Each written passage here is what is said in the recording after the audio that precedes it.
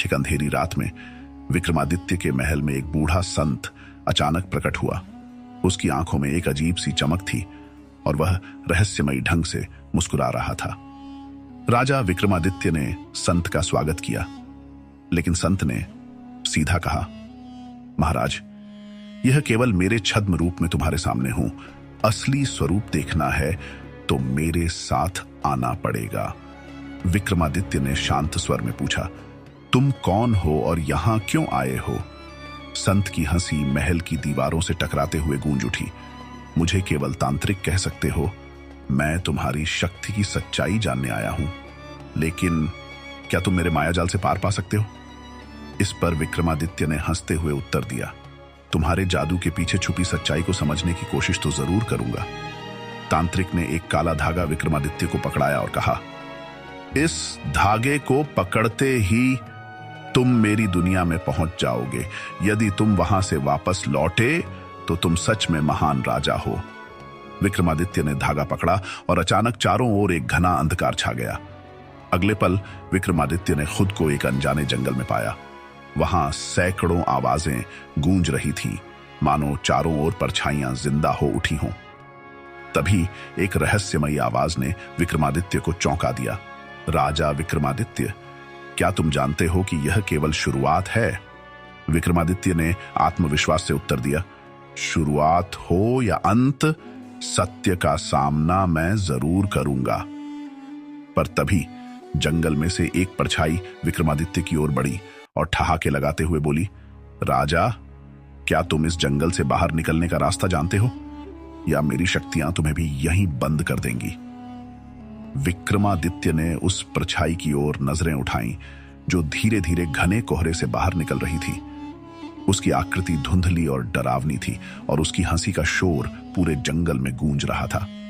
विक्रमादित्य ने अपने आप को संयमित करते हुए कहा, जो भी हो, इस रास्ते को समझकर ही वापस लौटूंगा। परछाई ने धीरे से कहा, अच्छा, तो चलो देखते हैं तुम्हारी ताकत और बुद्धिमानी कितनी है। इस जंगल से बाहर निकलने के लिए तुम्हें 3 सवालों के जवाब देने होंगे। अगर एक भी गलत जवाब दिया तो तुम हमेशा के लिए इसी जंगल में खो जाओगे। विक्रमादित्य ने आंखें बंद कर अपनी आत्मशक्ति को मजबूत किया और फिर बोला, पूछो, मैं तैयार हूं। परछाई ने अपना पहला सवाल पूछा, वह क्या है जो हमेशा चलता है, कभी रुकता नहीं, पर किसी को दिखाई नहीं देता? विक्रमादित्य ने थोड़ी देर सोचकर उत्तर दिया, वह समय है जो चलता तो रहता है पर किसी की पकड़ में नहीं आता। परछाई थोड़ी चौंकी, लेकिन उसने मुस्कुराते हुए कहा, ठीक है, चलो दूसरा सवाल सुनो। उसकी आवाज में अब एक गंभीरता आ चुकी थी। दूसरा सवाल था, ऐसी कौन सी चीज है जो जितनी ज्यादा होगी इंसान उतना ही ज्यादा खो जाता है?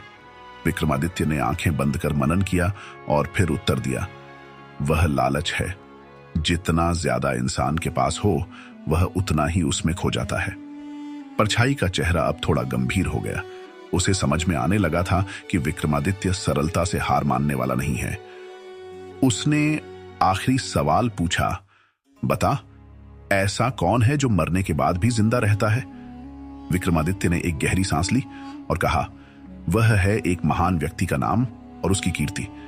इंसान मर सकता है, पर उसकी अच्छाइयों का नाम और सम्मान अमर रहते हैं। यह सुनते ही परछाई के चेहरे पर एक शांति सी आ गई और उसकी आवाज गूंज उठी, तुमने अपने साहस और बुद्धिमानी से यह चुनौती पार कर ली।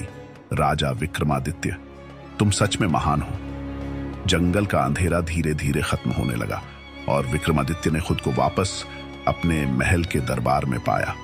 वहां एक गहरा सन्नाटा था, मानो कुछ हुआ ही ना हो।